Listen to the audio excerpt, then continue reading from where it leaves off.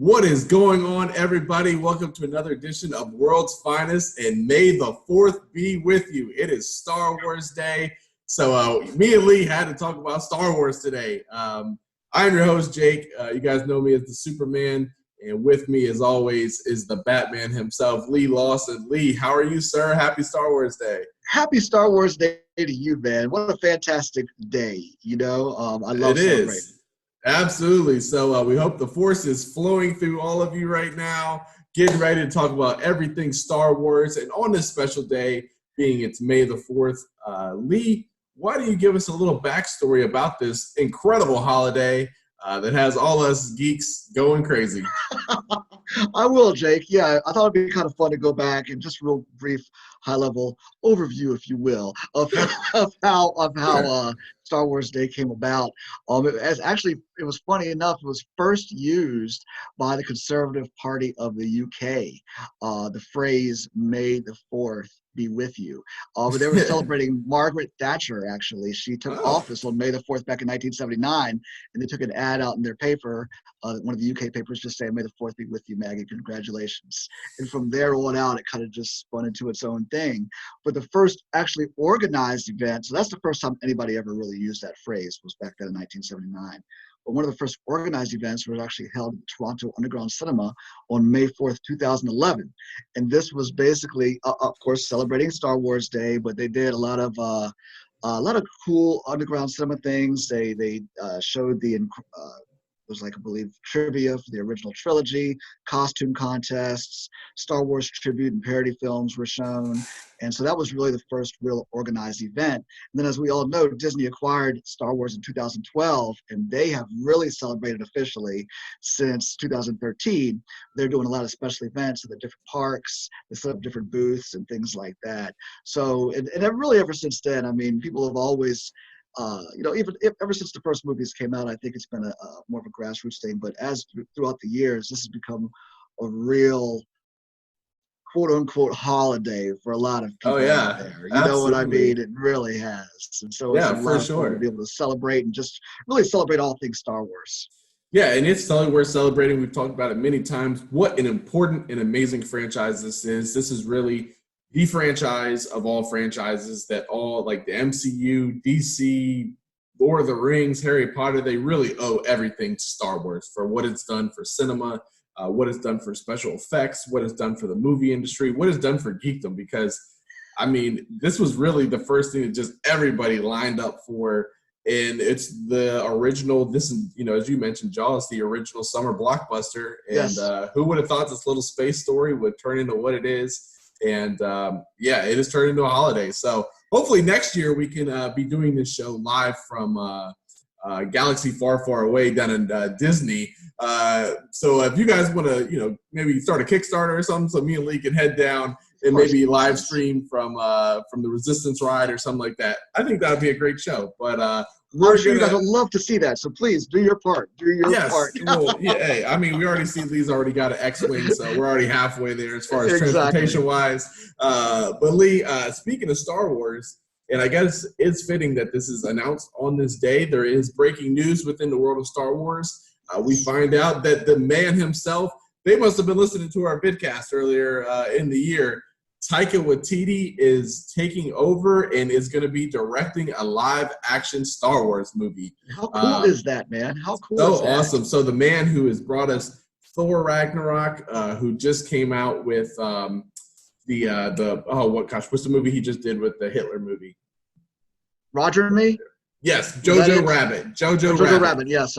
Which was an incredible film, and who is director of one of the best Mandalorian episodes, is definitely going to be helming a new Star Wars film. So, Lee, I mean, you can't tell by our reactions. I am pumped about this. How are your feelings about Taika officially getting his Star Wars film? Well, in order, we've all talked about now about how he reinvigorated the Thor franchise, Yep. and not to say that the Star Wars franchise needs to be reinvigorated. Some might say it is, perhaps a little stale.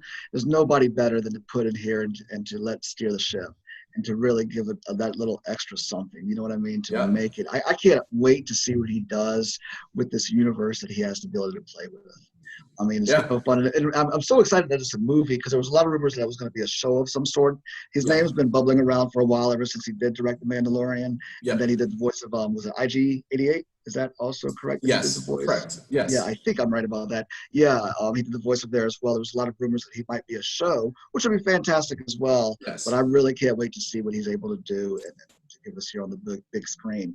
I don't think there's been a date, and let's just hopefully that this actually comes to fruition. Right. There's been a lot of directors there has. announced over the past few years. Yes. Yeah, that everybody has talked about this and they know what direction and what it's going to be. So there's no having to leave under, whatever the quote unquote whatever the general term is they use to be able to say without really telling us the real deal as to what happened. Right. Yeah, I mean, for me, he's honestly, he would probably be my first choice if I could have anybody direct Star Wars, he would probably be my first choice because I know he's a Star Wars fan. So he cares about this franchise very, very much, and he's going to do it justice. We've already seen a little dabble of how he would see that world with the Mandalorian episode, and Star Wars has always had a nice mix of action, humor, and story. And to me, he blends those three things so well, whether you look at Ragnarok, which is obviously hilarious, great action, just look at the gladiator fight. But that movie had so much heart to it that it's, you saw on our rankings, it's one of our top MCU movies of all time. And then Jojo Rabbit was exactly the same thing. If you haven't seen it, the premise sounds crazy, but that film had a lot of heart to it, and it was a spectacular film. So I haven't seen that, so it's on my list, so I can't wait. It's so much better than even I thought. I heard a lot of people say you got to see it. It's incredible. And there's one. It's funny because he's so funny. That movie has one of the biggest scenes of pulling on your heartstrings that I've seen in any film. Period. Like it's got a moment where it's like funny. And then it's just like, and your emotions all come out. So I cannot wait to see what he does with this. And maybe someday, a big action film, maybe the Russo brothers could do something. But Taika is definitely, if not my first choice, he's definitely be up there. So that is super exciting news in the Star Wars world. Yeah, don't sleep on his direct action ability to direct action. I mean, Ragnarok definitely had the quality comedy, but they also have some pretty cool ass action scenes. Yeah, that gladiator. That gladiator scene especially. Yeah, definitely. Hulk and Thor was definitely awesome.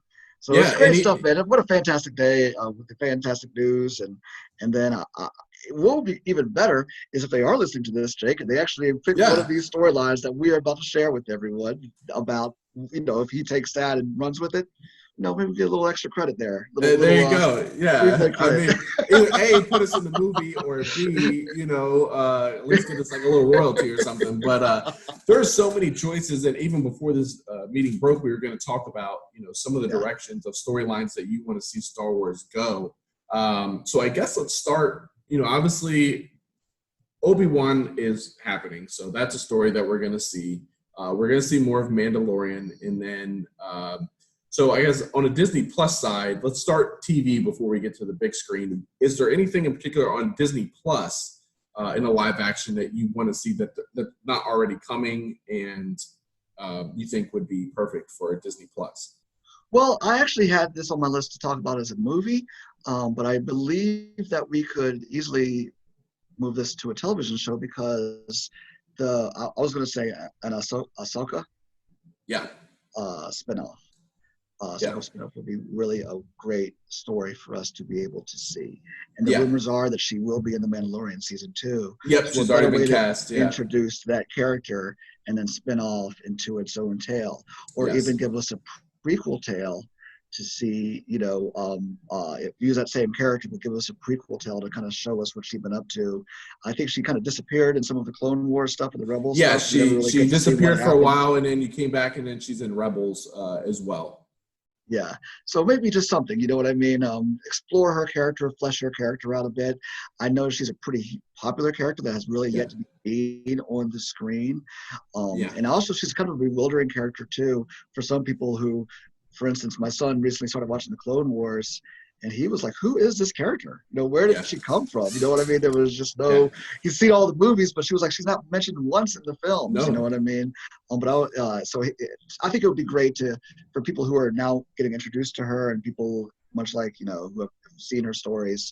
I think that would be a really good story to be able to flesh out. So. Yeah, and she'd be the double whammy too, because in Clone Wars, she's Anakin's Padawan, and he's her master. So obviously, they didn't give Anakin Jedi Master in the movies, which is WTF to that. But how it's accurate in the comics as well as how the story is supposed to go. He is a Jedi Master. He's one of the greatest ever, and she is his Padawan. So the nice part is you can put her in Mandalorian, and I can't wait to see Rosario Dawson play her because she's perfect for that role. But also, I think she can play into the Obi-Wan series because, it's after Revenge of the Sith. So obviously Anakin has turned to Vader.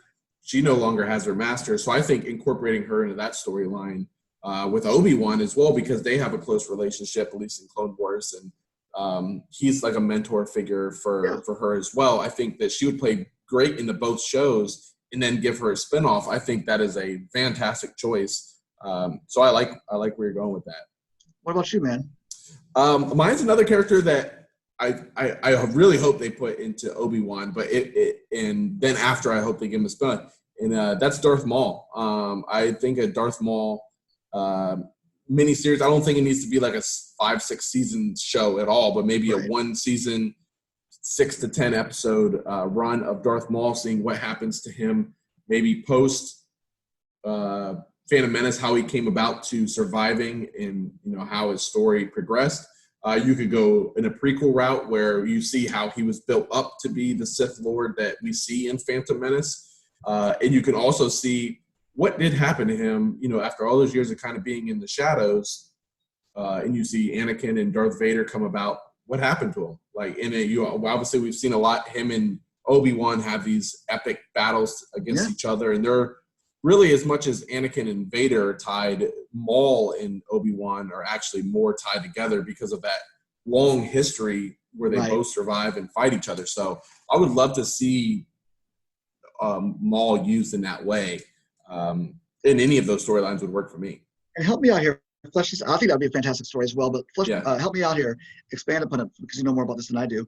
Does he come back when Darth Maul comes back? Does he have like a revenge on his mind for Obi-Wan because? Oh yes, so that would be a great way the reason he survives. The reason he survives getting cut in half is his pure hatred for Obi-Wan, and he will do whatever to get revenge. We see him get like an animatronic lower half, and then he gets more powerful actually because he's fueled by that anger and wants revenge on Obi-Wan. So that's ultimately there's been even some stories throughout Clone Wars where he actually helps like Ahsoka because he has like an alternate motive in the back of his head trying to like, maybe I'll help you guys, but really I'm just trying to get back to Obi-Wan so I can kill him. And then we see him really play in Rebels. He's a big the main character, he in one of the episodes is in a Sith temple and Maul helps him. Ezra, yes. He tries to get Ezra to be his Padawan and pull him to the dark side. One of my favorite episodes. And then we also see Maul have a brother in that show. And at one episode, they fight Palpatine. And that is a very cool, very, very cool because Maul also is very pissed off that Palpatine basically replaced him. He left him hanging. He didn't come find him, and he didn't. So he's so interesting as a character. To me, he's the character above all else that I haven't got enough of, and I want to see so much more. Not just because of that cool lightsaber, dual lightsaber acrobatic style he has, but also because just that story of his motive is so interesting. I think it really explores like the Sith way of life so well. So Darth Maul would be my choice. Well, that's great. I have one more question, my friend. I'm so sorry because I think this is really interesting. I love this. I love it. Is is Darth Maul, is his whole thing, is he not as affiliated with the Empire if he's after Sidious or Palpatine? Afterwards, you know no. I mean? After he is not. He's not. Okay. He is literally like the best way I can put it. He's like a Ronin of the Sith Empire. He's Sith, yeah, but he's a Ronin. He's like a guy without a master. He becomes very powerful, and he kind of has his own group of soldiers that end up. And if you watch Clone Wars and Rebels, you'll definitely see he's used a lot. And he's right now like is obviously the end of Clone Wars and kind of Ahsoka and Maul the build up towards Order 66 is kind of where it's building up to. So very, very cool. Yeah.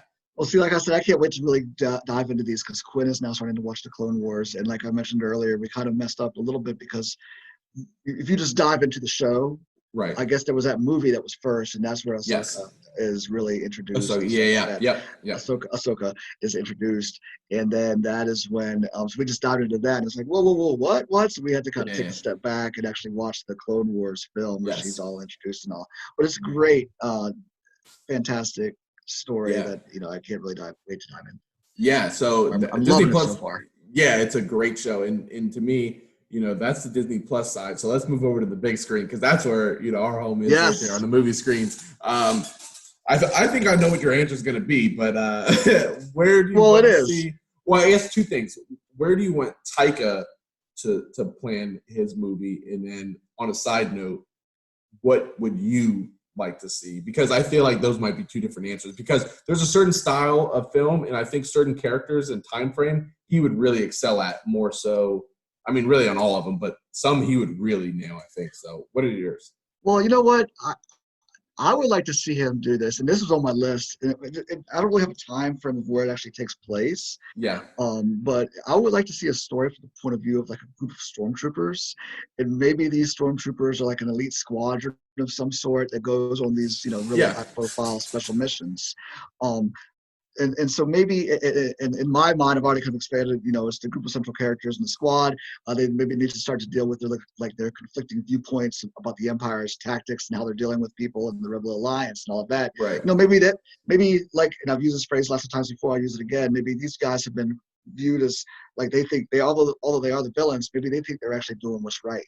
You know what I mean? So maybe this movie is actually them kind of having their eyes opened up, much like Finn. Yes. Was a stormtrooper. Yeah. So that's why maybe this was a movie like that. So I think having him take this to answer your question, I think he would be. I think I would like to see him wrap his arms around. That would be great. Even though it could show kind of the comical side of it because the stormtroopers are not known for their aim and all of that. They can't shoot. So I could definitely see him adding his comical flair to it. But I think that would be kind of a story that, out of the stuff that I've chosen here, I think that'd be the story I like for him to tell. No, I like that. And they dabble a little bit in that on Battlefront 2, the video game. It's kind of like post Return of the Jedi, and it's like an elite group of stormtroopers, and it's how they recover from how they're dealing with the fall of the Empire, and you get a little bit of Luke in it. You kind of see where he is. You see him on Endor, actually, your favorite planet, and and it's cool. But it's not as much of a story mode as to fulfill a movie. So I think they've thought about it, obviously, because they made the game out of it. So that's a fantastic choice. Yeah, well, I would like to see that not during the fall of the Empire. I want to see these guys actually when the Empire is like ruling. Yep. You know what I mean? Them kind of have them realizing, and maybe not all of them. Some of them are opening their eyes. So would you like this? Would you like this more like fresh off of Order 66 when like Vader's new, or would you like it more on the time frame of maybe like Empire Strikes Back, like that time frame? Because I think there's probably like a 10, 15-year window maybe there, maybe 20 years.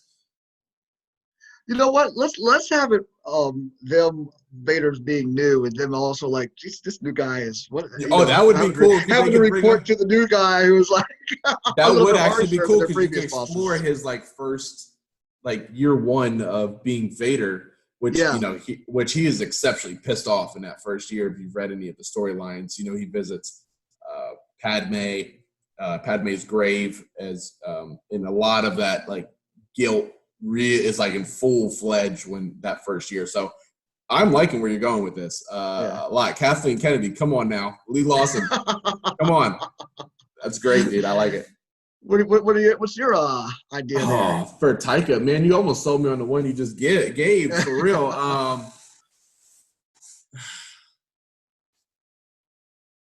Man, I think it would be one of two things. I kind of like the idea of looking at it from the opposite point of view. We've seen so much where we focus on light and the Jedi and things like that. I like that Sith point of view. So, as much as he is with humor, I think learning about the dark side, maybe like the ancient, even like Darth. Darth like Plagueis and like back in that time, or maybe some of the ancient Sith that kind of started the whole thing. That would be a really cool way to go. He would also be really good at your dream movie, which would be a pickup of Leia, Han, and Luke right after Return of the Jedi, and see what they did in that time period. I think to explore Luke training Leia, Luke building up the Jedi, and then see how what did Han and Leia, what were they like between, see little Kylo there. You could do a lot of things. And, I think that he would do great in that time frame, because you could still have that, a humor between the characters. You'd have such a nostalgic feel to it. And even though I want to see new stories, I think he would be great at that. But obviously there are a lot of other movies besides him. So I know I kind of might just answered if you could do anything, what would you do? But outside of that, Han, Luke, Leia, is there another story you would like to see Star Wars go down for their next 10 years of films? Like, where do you want it to go? Yeah, you did mention that is exactly what I would love to see for sure. But and everybody knows that, so I kind of was even going to steer away from that. But I would probably, the next one would be Jar Jar Binks movie. I would love to see them focus solely and get into the inner mind workings of Jar Jar, to see what makes him tick, because he's such a amazing character. No, Guaranteed $1 billion. Actually, right, exactly. Watch out, Endgame. Come on, I'm telling you, man, it's begging for it. It's begging for it, guys. The want is real. I think I would also take a character you just mentioned then, and take. I like to see a story of Lando, actually. Oh, nice. But not in between. Not after Return of the Jedi. Before. That's because if that's movies ever made, that's what I want to see with all of them kind of doing their thing. Yeah, right. Before, like or maybe a movie that takes place between Star Wars and Empire, kind of leading up to see, because Lando down, at it, even though yes, he betrayed Han and all those guys, but he did it to save thousands of lives. Cloud City, Cloud City. He totally did it to save Cloud City. So he's a good dude, Yes. But to see exactly, and I'm sure there's been stories that have expanded upon comics and stuff like that, but to see exactly, give us a tale of Lando before he kind of gets back with the rebels and Han and all of those guys. You know what I mean? See how that'd be great. Prominence within Cloud City. So I kind of like to see a tale of that. Or if you don't want to do that story, I'm still sticking with Lando and maybe giving us a tale of Lando and his daughter after Rise of Skywalker. Lando is a character who I'd like to see kind of get more of a, expand upon a story either before, prequel, after the sequels, whatever it might be, but just give us more Lando. I love it. Yeah. That's great. And, they already got perfect casting. Billy D, I know, would do it. And Donald Glover was perfect as young. He basically is young Billy D. So, yeah. So, I mean, that's something else. I think that'd be perfect. If he would come back. I'm sure he's signed for many movies anyway. And I think before Solo actually did what it did, they had plans for him to maybe even give us a Solo Lando film or anything. Yep. So, works for me. For me, it would be back to the Knights of the Old Republic days, where you see the Jedi in their prime, just to see some of the battles you could get from like a whole bunch of Jedi and like the Gladiator from Attack of the Clones was a little snippet of what you could get. But to see the Jedi, we've seen them always when they're falling, when there's barely any left. So it'd be cool to see them in all their glory.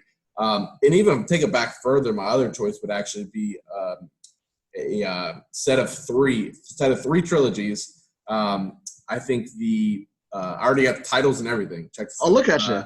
Let's go. So the first one would be Birth of the Jedi. We want to see how the Jedi came about.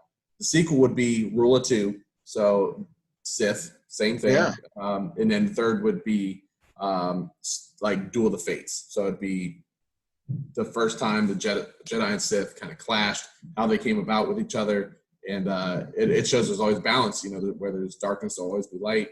And you could throw young Yoda in there. You could do whatever you want to do. But I think that would be a very cool exploration of, there's such a mythos in religion of these cultures, whether it's Sith or Jedi, but we've never really explored it too much. They've talked about the Jedi tech, the sacred Jedi text, and the Rule of Two and the Sith Wayfinders and things like that. So I want to see how that came about, whether it's Darth Bane or Darth Plagueis or whoever you want to go at. I think that would just be a really interesting storyline, and somebody that could really dive into that I'd be all over it. And it'd be a different time frame, so you wouldn't have to be new characters. When you wouldn't be relying on that 30-year window we keep being stuck in, which is fine by me. But I want to see something new too. So that would be my choice. Did you say we'd see young Yoda? Did you say that? Did you mention that? Yeah, or like a Yoda-like creature, like who the original Well, he'd still be around. I'm pretty sure he was out kicking around back then, that time frame. Might have been. Like thousands of years. Yeah. See how they age, yeah. Exactly. Exactly. So, that would be my choice for the movie I'd want to see, or the time frame. I can dig it, dude. I'd be there. I'd buy my ticket. Yeah. And I think, I want to say, obviously the Game of Thrones thing isn't happening anymore, the writers, but I think that was the time frame they were going for with the Knights of the Republic, that was. if I'm not mistaken.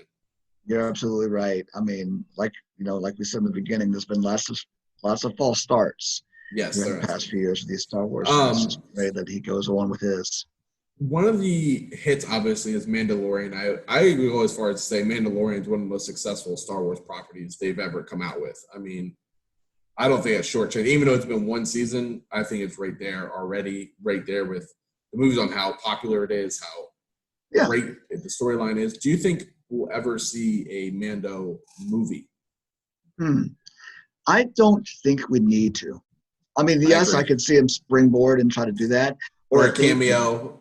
No, that's possible. That's very possible. We could definitely see that happen. And the good thing is they don't have to pay anybody because, I mean, he's always in his, always in the uniform. So all they got to do is pay old boy to get his voice.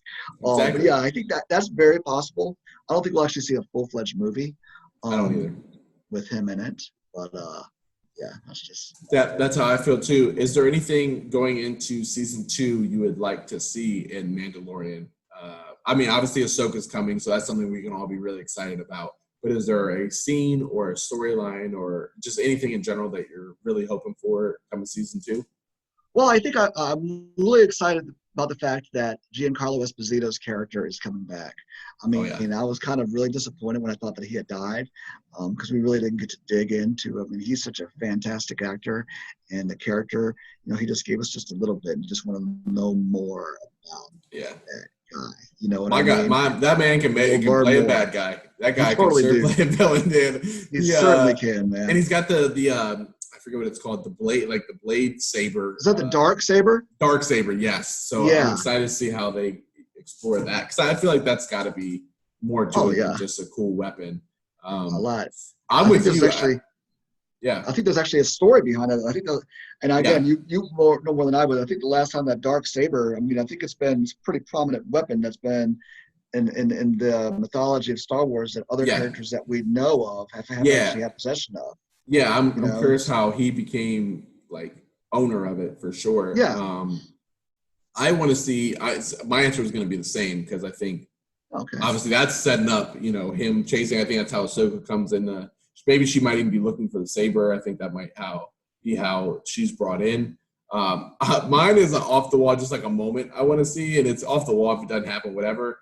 If we're bringing Ahsoka in, if you've watched the show or seen anything about her, she carries 2 white lightsabers. I want to see a fight where somehow one of the lightsabers falls on the ground and Mando gets a lightsaber for just a few minutes and just see him wreck people with a lightsaber. He's not going to own it because he's not a Jedi, so he can't keep it.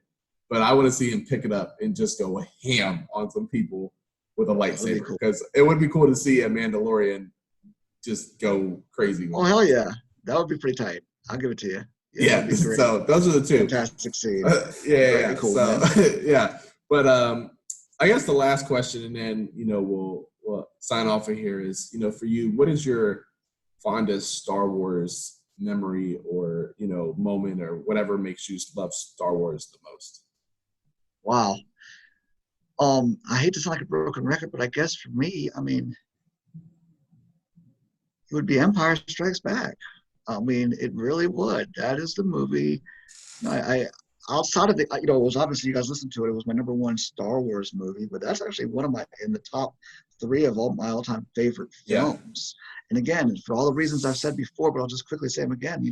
I'd never seen anything like that, where the good guys just get their butts kicked the whole film.